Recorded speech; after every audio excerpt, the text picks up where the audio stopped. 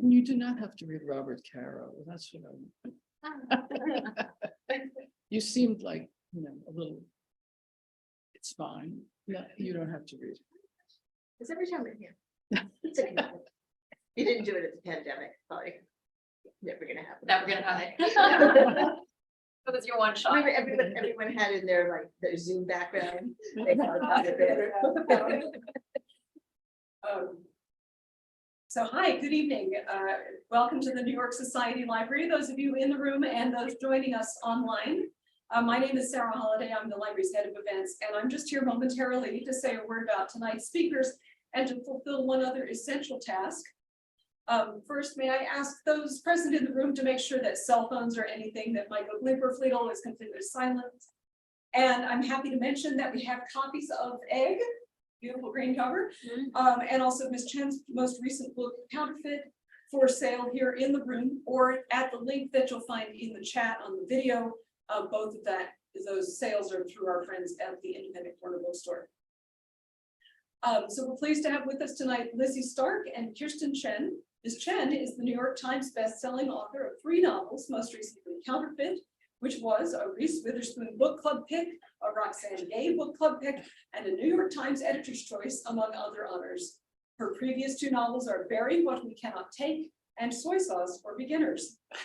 Ms. Stark's previous 2 books are Leaving Mundania, Inside the Transformative World of Live-Action Role-Playing Games, and Pandora's DNA, Tracing the Breast Cancer Genes Through History, Science, and One Family Tree.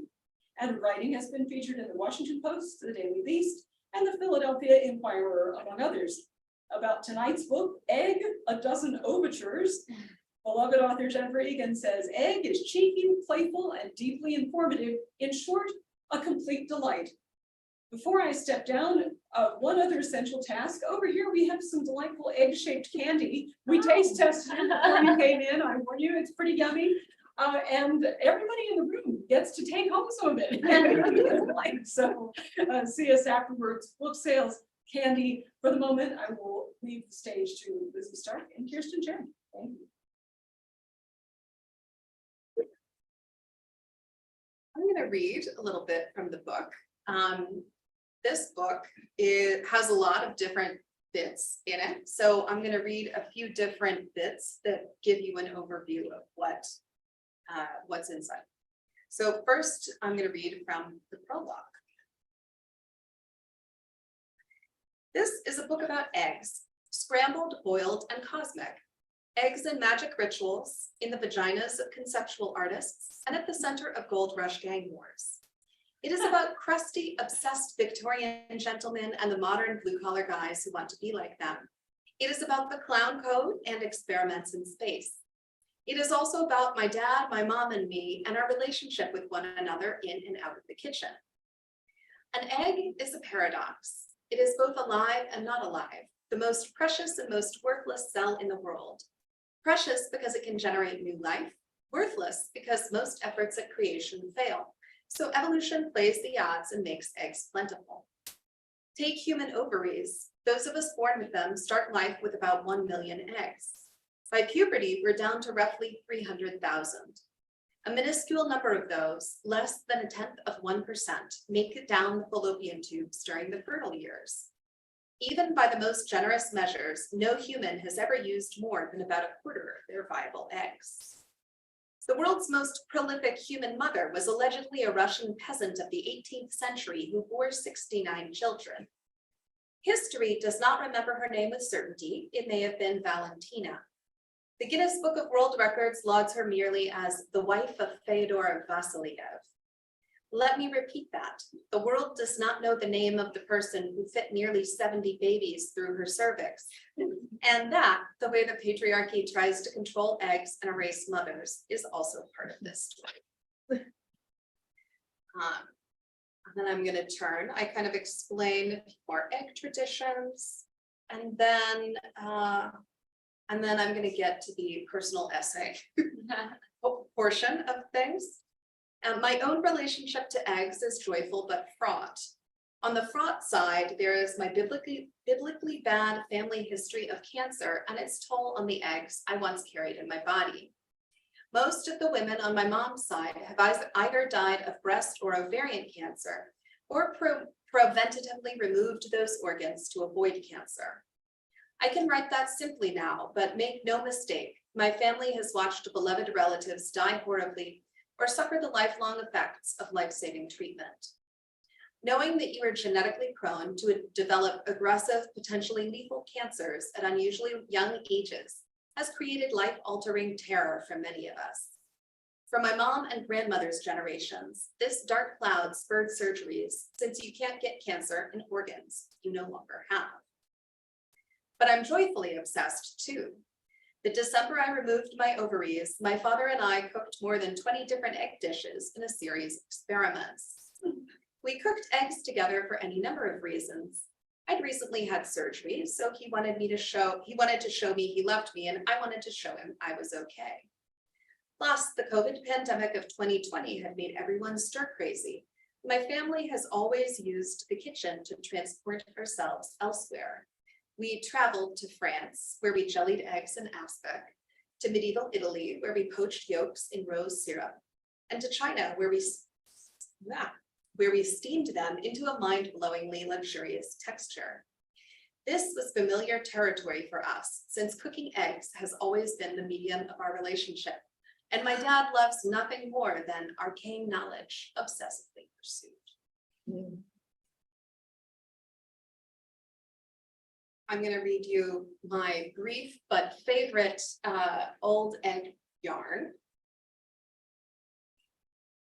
from the chapter Egg Hunt, about people who like to find eggs. Major Charles Bendier spent his military career stationed at a remote outpost on the US frontier, where he helped his adopted country live out its genocidal manifest destiny. To fight the boredom of a life away from civilization, he got into birding and egging. In 1872, while posted in Arizona, he spotted a zone-tailed hawk during a patrol and climbed a tall tree to reach its nest. As soon as his hand touched the rare egg, an Apache scout appeared and began shooting at him. Resolved to save his find, Bendier did the only thing he could think of. He popped it into his mouth for safekeeping, shimmied down the tree, and lit home on his horse. Back at the camp, he discovered a problem. All that excitement had locked up his jaw muscles, and he couldn't unclench them enough to spit the egg out. A different man might have broken the egg to remove it, but Major Bendier had a collector's passion. He ordered his men to extract it, whole, under threat of court-martial.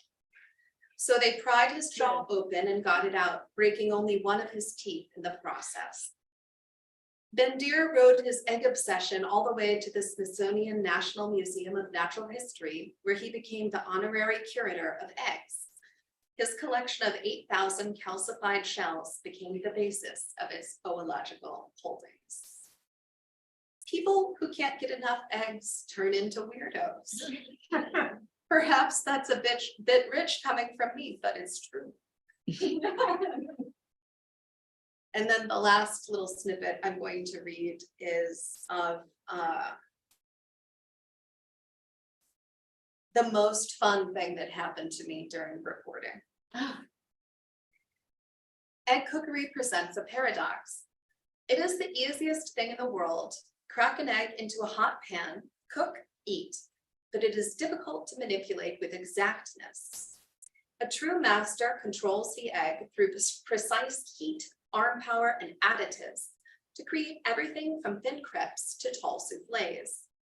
An egg guru is a jazz musician who has mastered the scales in every key and can use them to freestyle a satisfying dish, precisely calibrated to the diner's taste. Jacques Pepin is my guru of all things cooking, but particularly of eggs. For much of my life, I've enjoyed a parasocial relationship with him. He had a cooking show with his daughter, Claudine, that my father and I used to watch together. We devoured everything he produced, from the best cooking show ever made, Julia and Jacques Cooking at Home, which we watched first on PBS and then bought on DVD, to his book Complete Techniques, which contains photographed instructions on how to do everything from julienne a carrot to debone a rabbit. I even have some copies of his old out-of-print books, including his first one with Helen McCulley titled The Other Half of the Egg, or 180 Ways to Use Up Extra Yolks or Whites.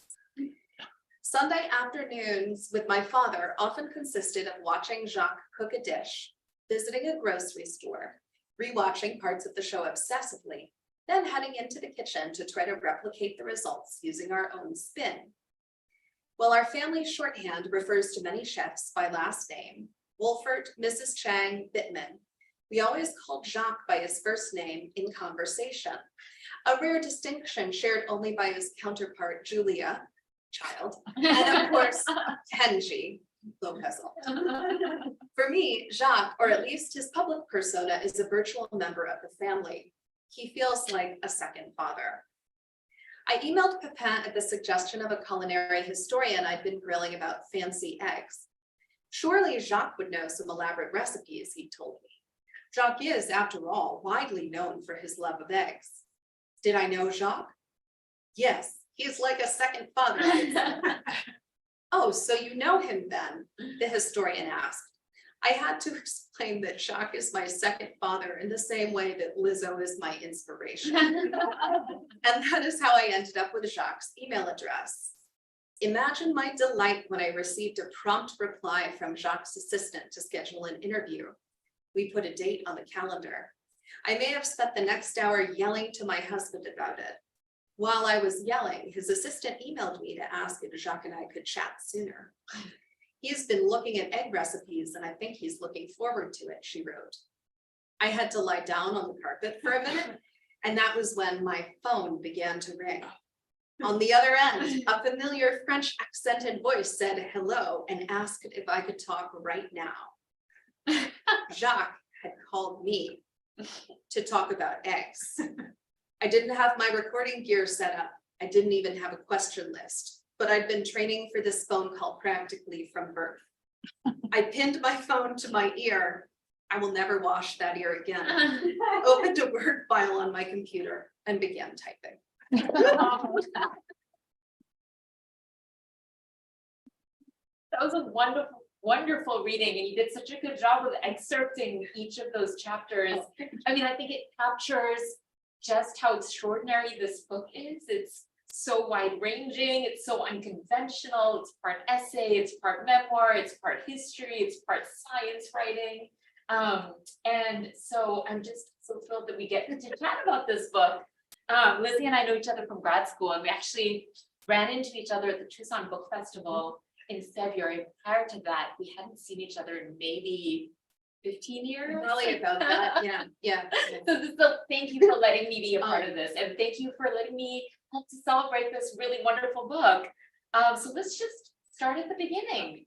Tell us about, I know you said you've been training for this your entire life, but tell us about how this particular project actually took root. When did you know you had a book idea? Yes, so my agent and I bandy around book ideas quite a lot, and she had called me and actually suggested something on eggs. We were looking for something a little bit science and a little bit history and a little bit gross. And so she had called me and said, like, well, how would you feel about a microhistory on eggs?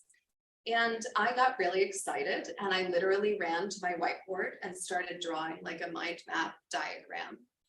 And like the deeper I got into it, the more I uncovered and the more like enthusiasm was there for the topic, because I do have this history of like cooking eggs with my dad when I was a little girl, as a way of learning both cooking and how to prototype things. I would say when you cook an egg, you learn that your choices matter.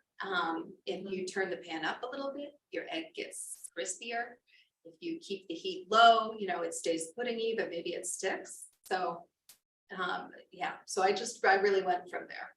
That's great. Can you share some of the ideas you discarded that you and your agent kind of tossed around? Oh, before the egg? Yeah, before the egg really. So I worked for a little while on a book about the creative power of solitude. Oh, yeah. which I was reading about that, and I got really mad reading the source material because the source material is mostly about how what you need to write a book is solitude and a room of one's own. Mhm. And really, the way a lot of writers get that is they have a wife, Yeah. and the wife does all of the childcare and the meals and And often you many really other don't need a things. book to get that across. You Right. can get- Right. Yeah. So we're glad you landed on eggs. Yes. Wonderful. I think one of the most striking aspects of the book is the way that it's organized.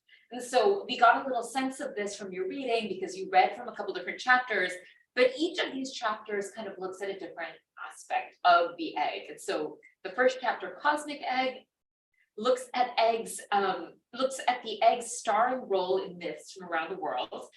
Egg Hunt, which you read a little bit from, looks at the obsessive nature of egg collectors. And so I'm curious about the research process, how you figured out when you had enough about a topic to form a chapter, and how you decided when something just wasn't going to make the cut, and how you organize the chapters, because this book does really have an arc, even though each of these chapters can kind of be read in isolation as well. Yeah, so the biggest challenge of this book was scoping down what was going to go in, because once you start going down the path to egg sanity, like it's things snowball very, very quickly. So I had a huge, I mean, I could have written a book that was only just with like millions of sentences of weird trivia about eggs. And indeed, I read some other books about eggs that are really heavy on the facts, and I would say like less on the narrative arc. And I can see why that happened, because there are so many tempting facts that didn't make the book. Like, did you know that in remote lakes have fish, probably because there are some fish eggs that can survive being pooped out by a bird into the lake, or that ants lay apotropaic eggs, which are like eggs that will never hatch baby ants, but they're there as food for when the baby ants hatch. So you could have had a chapter, for instance, that was just about ants, and but that didn't make the cut. But that didn't make the cut. So I had to really decide what stories were singing to me. And I think for any writer, that has a lot to do with who you are as a person. Like I have a whole chapter on the clown egg register, and I think not everybody would have put a chapter on the clown egg register in the book, but for me, as soon as I found out that the copyright code of clowns exists in sculpted eggshell portraits, I had to write a whole chapter about that. It like wasn't even a question. That's interesting. So it sounds like you just trust your instincts, like kind of like when you feel your heart pounding, you're like, this is what I'm gonna pursue. Yes, I had a creative coach who was also encouraging me to do that. So it really paid off. Yeah. What is a creative coach? Do I need one? Yes. Yeah. You know how when you're a writer, you're alone all of the time, and there are like mental health costs to being alone. And you also maybe don't know what you should be doing. Like today, you know you should be writing the book, but what does that mean? I think people who work corporate jobs, they have like a boss who helps them prioritize. And so for me, that's a lot of the function of a creative coach, and figuring out like what's stopping me from having fun writing this book. Wow. How did you decide that how did you find this person? Not to digress too much, but how did you decide you needed one? Yeah. Because I don't think I've heard any, I know many writers, and you're the only one I know who has taken this approach. Well, I'm just saying, highly recommended. Yeah. I actually worked with this person, and he opened up a coaching business and emailed me and was like, hey, I'm starting this coaching business. Do you know any creative types who like need? And I was like, me.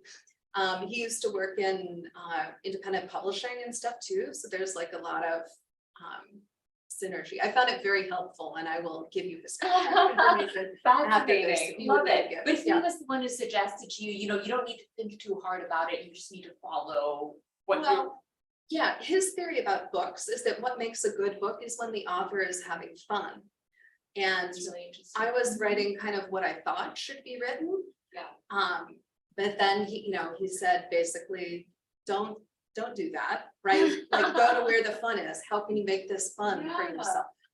That, I mean, I've heard people say, you know, go to like, when, and I teach writing, and I have taught writing from time to time, students ask like, should I work on this or should I work on that? And I've heard people say, go where the energy is, like, you don't have to kind of fight it. There's Yeah. already so much to struggle with. But anyway, let's go back to the book for now.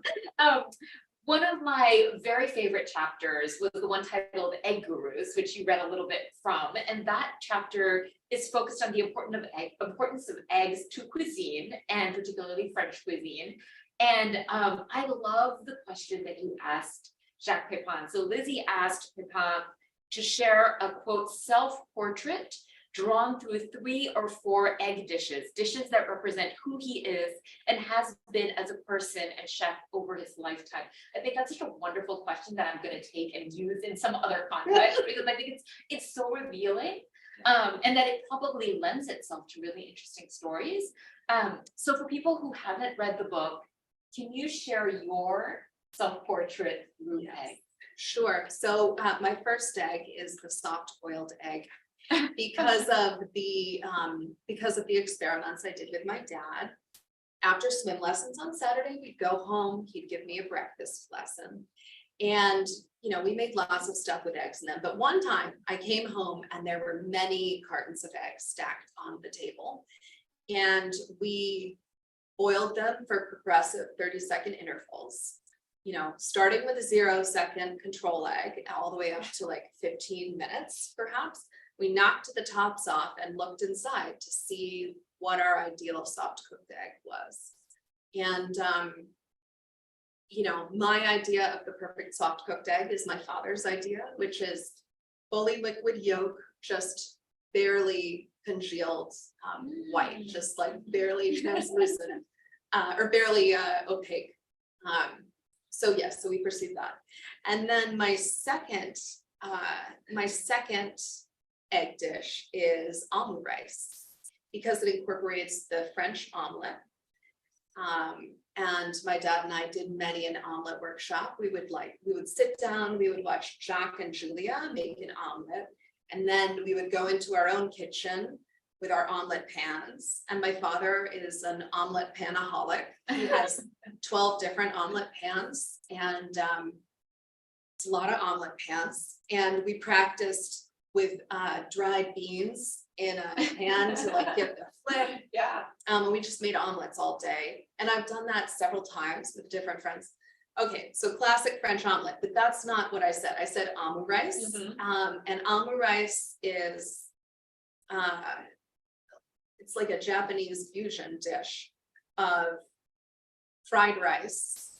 And I prefer it just like plain fried white rice with ketchup. And then a plain egg omelet on top, and then more ketchup. Because I learned in an age before YouTube, I couldn't go onto YouTube and like see the famous omelet rice guy making his omelet that explodes beautifully. I don't know if anybody has seen it. It's amazing. Wow, yeah. Immediately like Google it. But what I learned to make omelet rice from the 1970s food film Tampopo. Oh, wow, yeah. Where there's a gang of vagabond chefs who sneak a little kid into the kitchen and make this dish. So that's how I learned to make omelet rice. And then after omelet rice, I would say like a sous vide egg. Because egg and sous vide, you can get all kinds of weird textures in the middle. And sous vide, you know, technology wise, it's a little more recent to me anyway. And my husband and I, we did eggs all varieties of ways in there. You can keep the egg to a temperature where the yolk is pretty loose, or the white is pretty loose, but the yolk is malleable and it's pliable. So you can roll it into sheets and make cutouts and stuff. Wow. I feel like this would be a great dinner party game to ask everybody to kind of tell their story through eggs. And Love it. last one, steamed eggs. Yes, that's my final is Yeah. steamed eggs, because there are many kinds of steamed eggs in East Asian cuisine, and they are all delicious, and they all have the perfect egg texture, which is puddingy. And that's my preference for eggs, puddingy or get off Yes, my I line. learned that from, Yeah.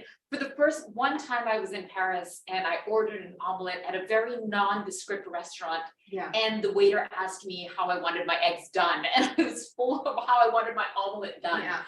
Well done or molo, which is wobbly, I think. Yes. And I Yeah. was shocked because I'd never thought of that in Yeah. my life, and so this is very instructive. What's your favorite egg?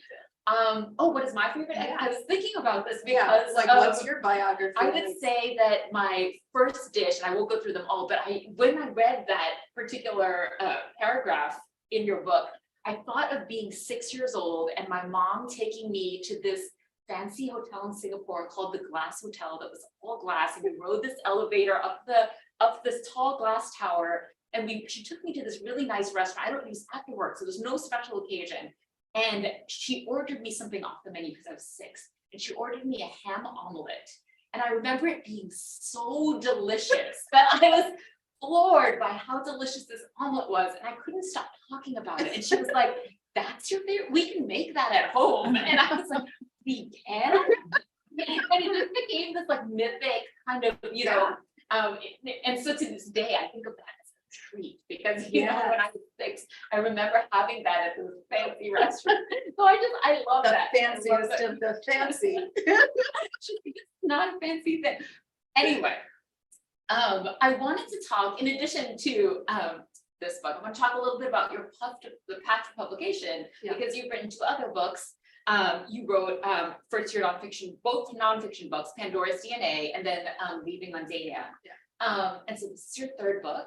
Can you talk a little bit about how you came to publish those 3 books? And then also, even though you're, mid-career and you have all this experience, did anything surprise you about publishing this? Yes, so my first book, I wrote the proposal for it in the Sam Friedman book seminar over at Columbia Journalism School. And that is how I got my book deal, basically, coming out of that class and doing a lot of reporting. I graduated from journalism school and financial clubs. And so it took me a few years to go through the agenting process to get a deal. And it was incredibly nerve-wracking to write that book because I'd sold this proposal and I had never written a book and I didn't know if I could do it. I thought I could probably do it. I didn't know for sure that I could do it. And then the second book was came out of a piece that I wrote for USA Today. When I was in my late 20s, I had a double mastectomy to prevent my high risk of breast cancer from becoming breast cancer. And so my agent had seen that piece that I wrote for Today, and I actually ended up on doing some TV. I was on the Today Show. And so that book came out of that media exposure, more or less. I'd always kind of thought that cancer is a cliche book topic and that nobody wanted to read what I had to say about cancer. And then it was delightful to be proven wrong.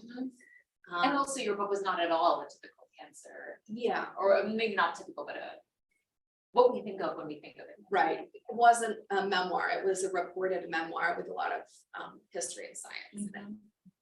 And then I had 2 proposals that didn't sell between Pandora and Egg. And so that was when I was trying to write big capital I important books.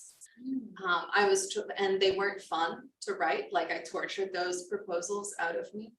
And I think that's why they didn't sell, is that there was not the same joy in them that there is in Egg. And so the thing that surprised me most about Egg is how excited people have been for it, like both at the publishing house and just when I pitched people at like dinner parties, even before I had sold the book, like, oh, I'm working on a book about eggs. Like, let me tell you about the Terra Nova expedition in 1914 and its ill-fated, look at the penguin eggs, emperor penguin eggs. And so there was just more like mystique to the topic, and people were more excited, and that made me feel more excited about it too. That's so interesting because because we had been out of touch for a couple of years, I didn't even know you were working on this book until I read it in Kenji Lopez. Oh, really? New York Times column, Yeah. because he was doing a thing on eggs and Yes. he quoted you. Yes. And I was like, she's right. And it sounded, even that one line when he described your book, it sounded, and I immediately looked it up because I was like, this sounds fantastic. And it lived up to my expectations. But that's so interesting to hear you say that. And it's also interesting now that we know that you had this creative coach who was telling you to kind of follow the joy. Yes. Because I think that that was when you were reading that aloud, those passages aloud, the warmth and the delight in that voice, that narrative voice really comes across. And it's really a voice that you want as a reader to sink into and just spend time with. It's really so alluring. And so, you know, I think, you know, whatever it is that you had to do in order to find that, it really worked. And it's wonderful. So you said, you mentioned that your first book proposal came out of your class and when you were doing a master's in journalism at Columbia. And when you and I met, we met a little bit before that, when we were doing MFAs at Emerson College. And I knew you primarily as a fiction writer. And we took a couple classes together. Lizzie was one of the most accomplished writers in the program. And not only were you just a really talented writer, but you were also a really talented critiquer. Like I remember always, like when I got comments from Lizzie, like this is someone to pay attention to. Do you know what I think my true claim to fame is though? What? I like to think I discovered Kirstin Chen because I published her first. That is true. She founded a literary, but that was another thing I want to talk about, was how you, like, you're a doer, you know, she founded an online literary journal, which did publish my very first story. But back to the question, I knew you as a fiction writer. Do you still write fiction? When an idea comes to you, do you think about what genre would be the best for telling the story, or are you kind of so experienced in nonfiction now that that's kind of where your mind goes? Yeah, so interesting question. I ended up going into journalism because I don't know if you remember graduating from Emerson. The fiction firms weren't hiring the year I graduated. Maybe they were hiring when the year you graduated, but they weren't hiring the year I graduated. So I thought I would go into a truly, you know, like a lucrative recession-proof industry, like journalism. And then I graduated in 2008, right into that financial collapse. So good choice. I mean, I think I try to apply a lot of fictive techniques to my nonfiction, just thinking a lot about sentence structure and language choice. And when I think of stories now, yeah, I'm mostly in nonfiction mode. Nonfiction is a puzzle to be solved, like where you're bringing together the pieces of information in a way that you're not with fiction. And I'm kind of hardcore, I would say, about my relationship to putting the truth in nonfiction. Like I'm not doing imagined scenes or imagined dialogue or anything like that, because I think that that is what makes nonfiction a challenge to write, right? It's interesting because it's true. Interesting. So it's like the constraints of it that are really appealing to you. Yes. And then I'm thinking about trying to write fiction again. I haven't written any fiction since our MFA this whole time, and I miss it. And so I've decided that while I'm working on my next nonfiction book, I'm going to have a procrastinate novel, and we'll just see what happens. People who do that, you know, who write a kind of side project in a different genre to kind of free up their minds when they need a break. I think it would help better my control of like language and plotting and tone and pacing, because fiction is, I mean, you could tell me, but my impression is that fiction is all that. It's like pure writing in some way.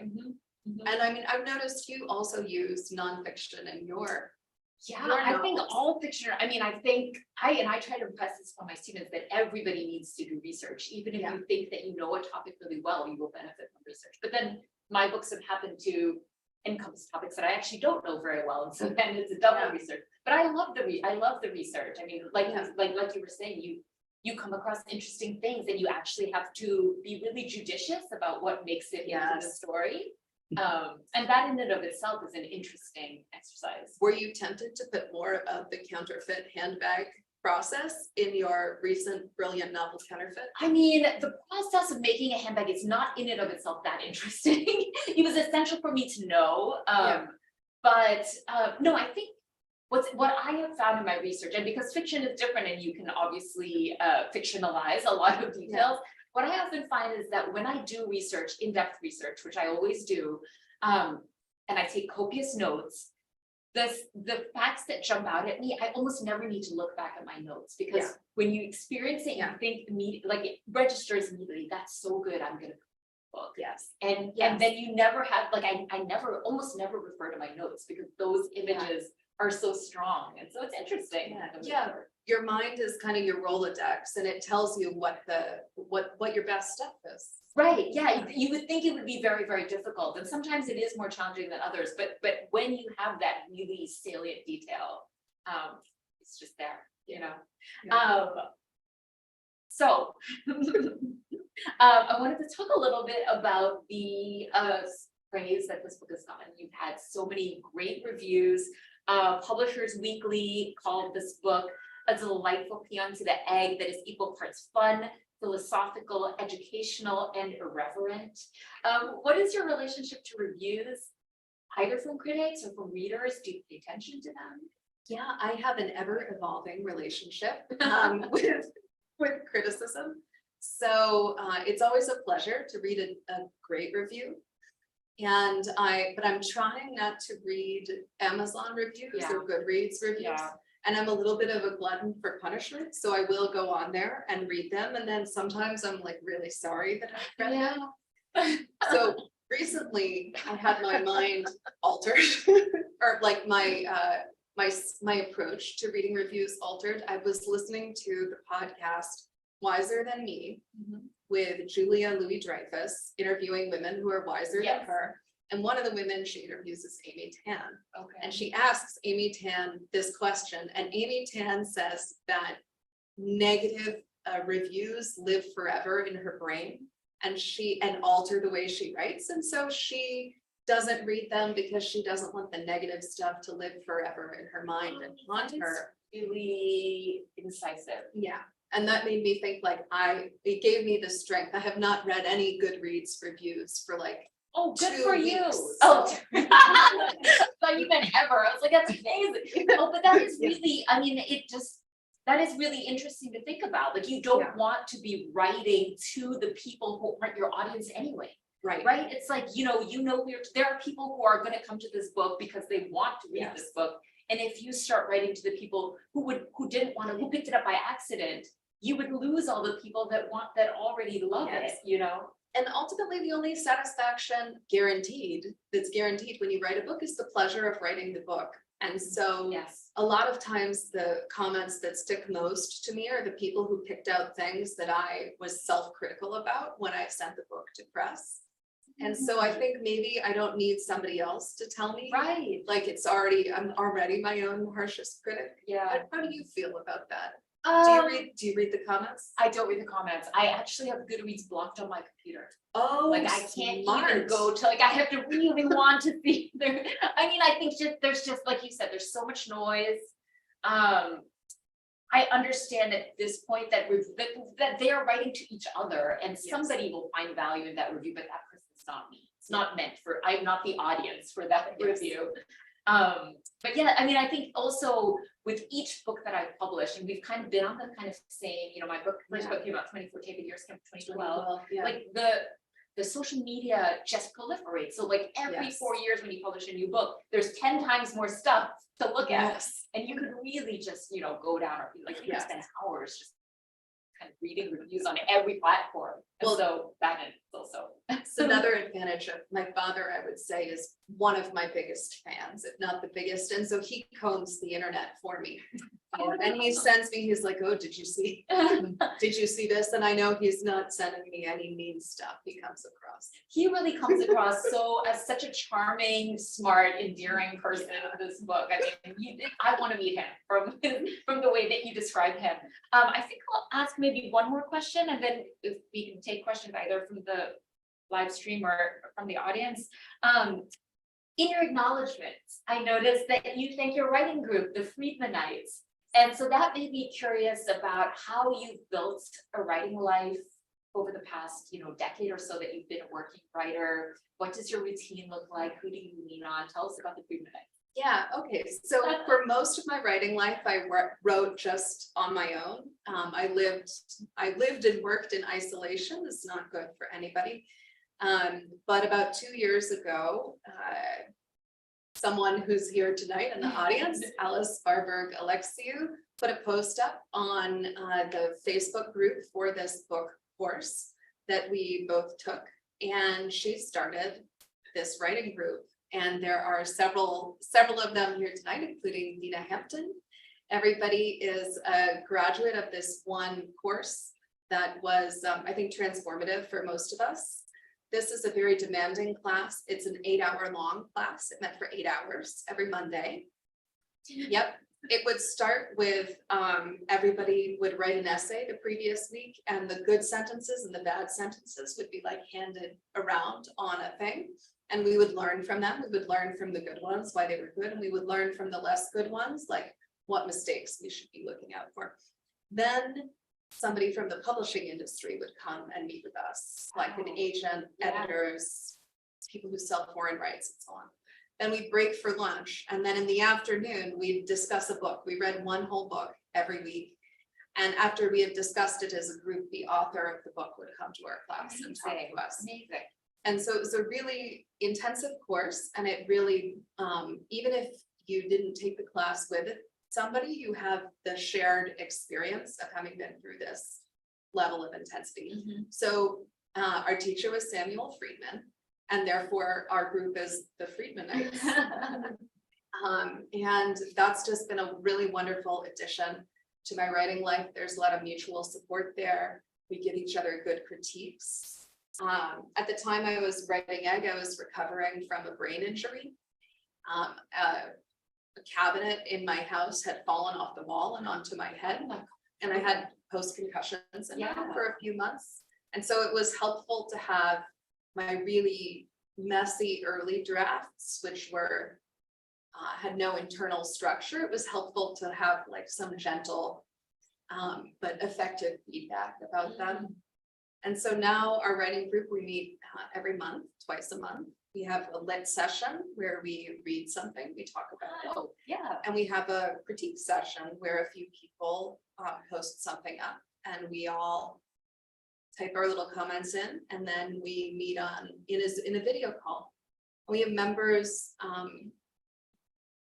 I want to say all over the world, all of us.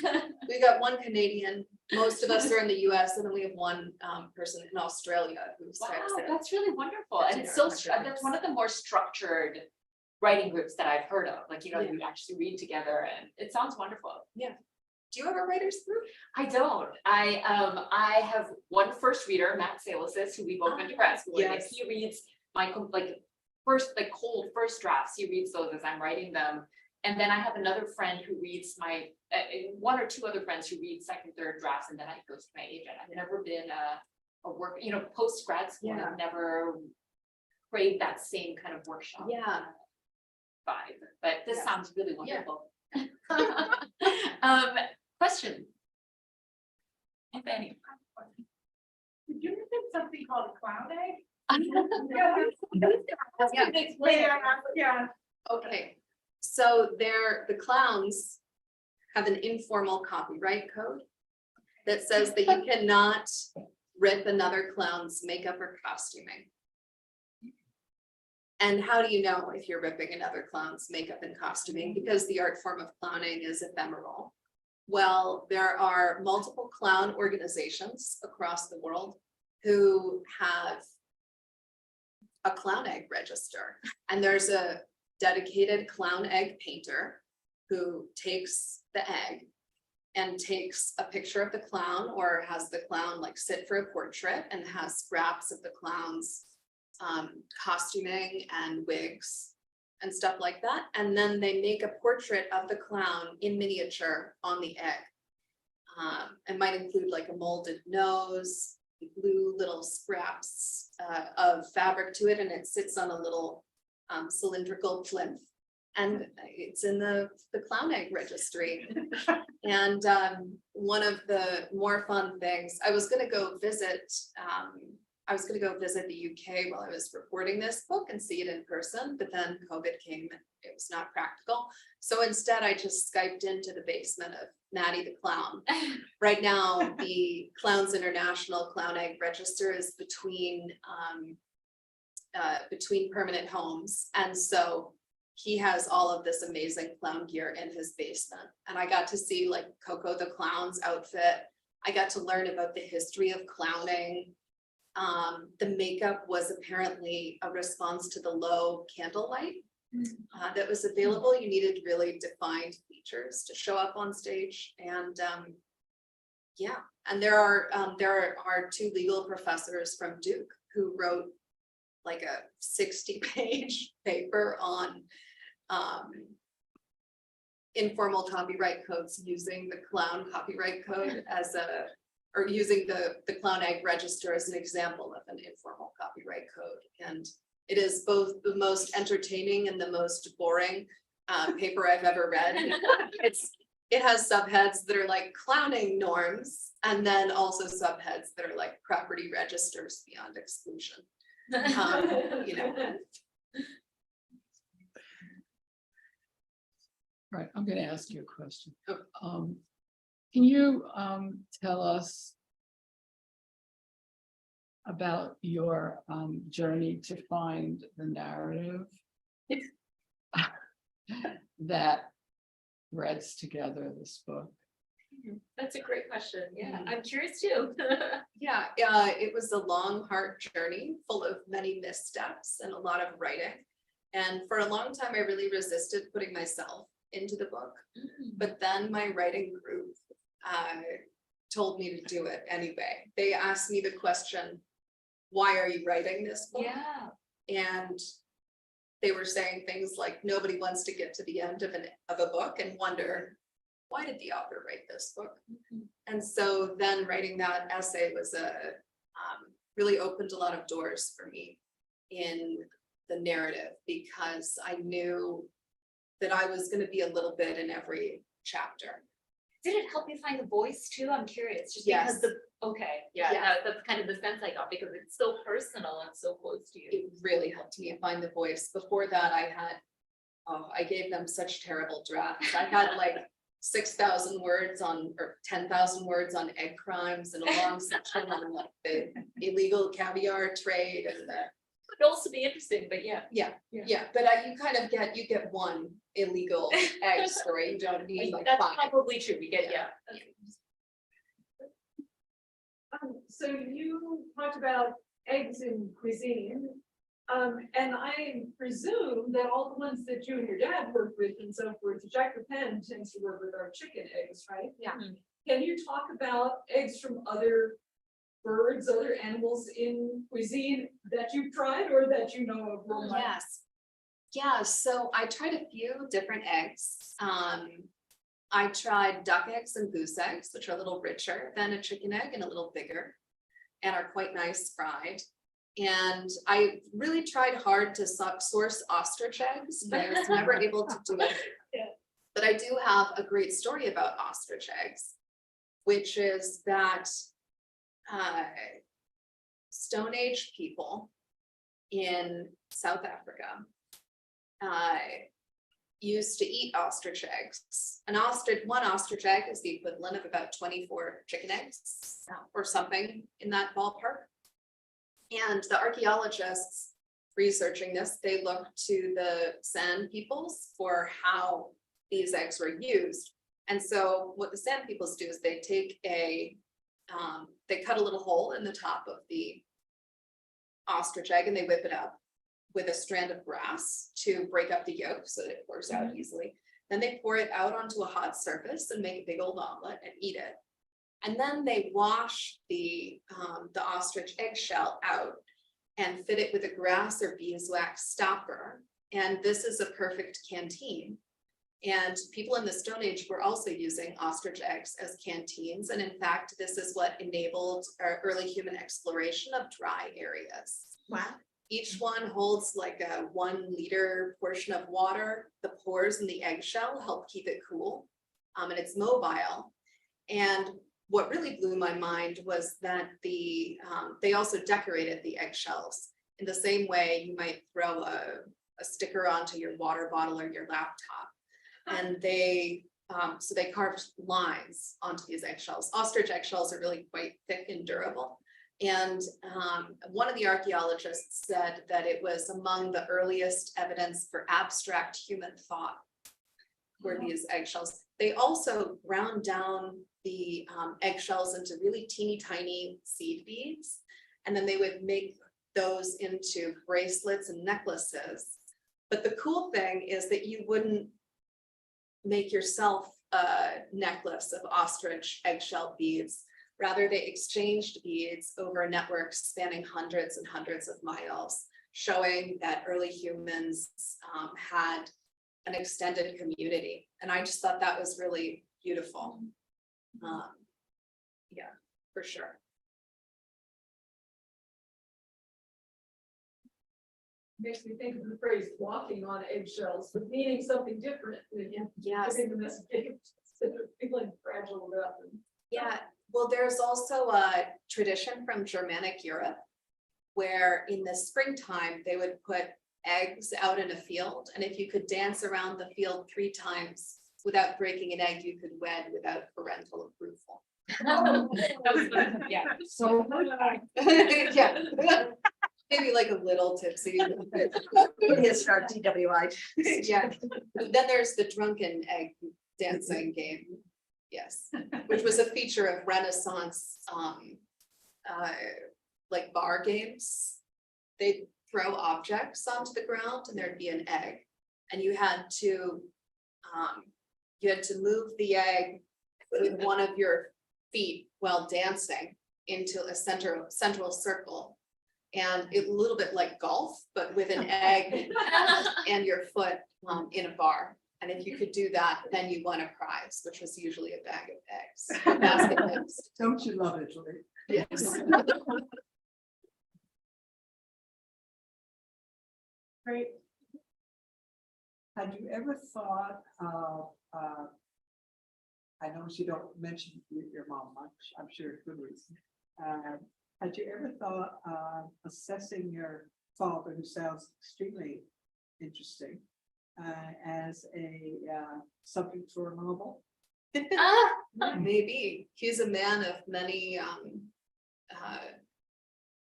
pieces of arcane knowledge. Well, that Yes. kind of came through. Yes. And I would have thought that might interest you even more than eggs. Yes, I had learned, we still hang out and cook quite a lot. And my mom too, but my mom's more into the decorative side of things, just so you know. We did a lot of egg art together.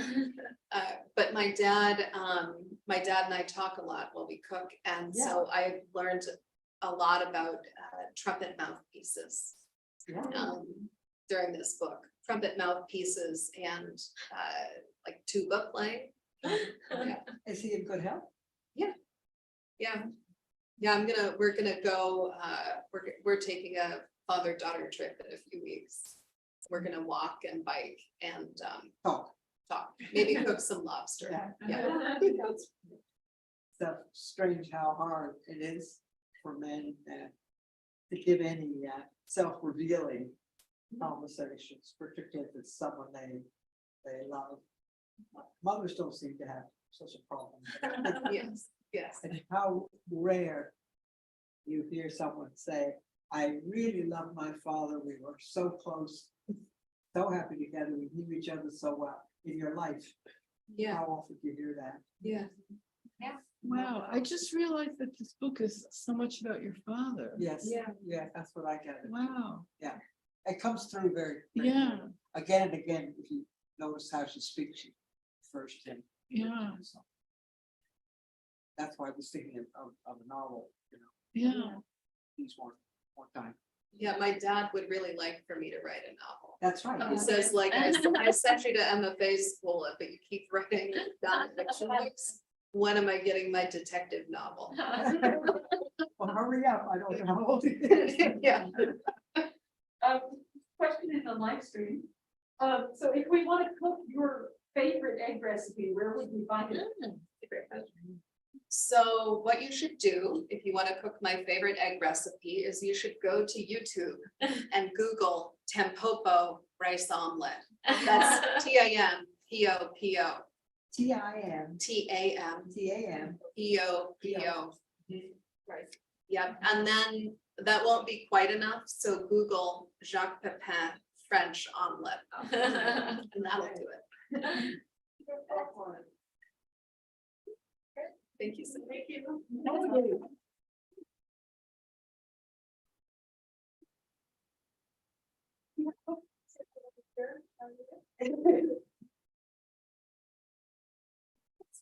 Interesting.